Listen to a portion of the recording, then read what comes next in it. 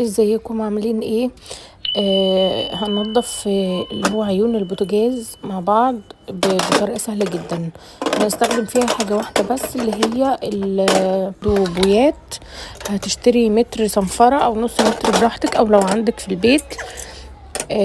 هو ده الحاجة الوحيدة اللي بتخلي عيون البوتاجاز تلمع. يعني انا جربت حاجات كتير، هو ده كان اصدقهم.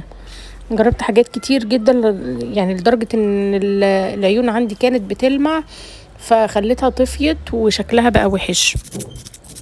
هو ده الحاجة الوحيدة اللي خلى العيون من حوالين داير كده بتلمع.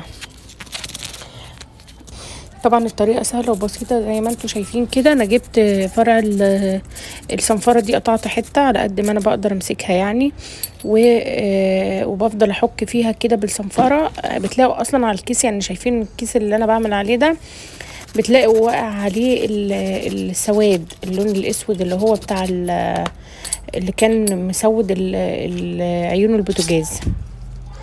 يلا بقى ايه، لو اخوكي ابنك اي حد كده وانتوا قاعدين، ادي كل واحد عين كده واقعدوا لمعوا فيهم برضو من جوه. لو عايزين تلمعوا من جوه يعني، بصوا هو بيتكب ازاي السواد اللي بيتحط ده. بصوا من جوه برضو بتعملوهم نفس الحكايه، بتقطعوا صغير كده وبتلمعوها نفس الحكايه بالظبط.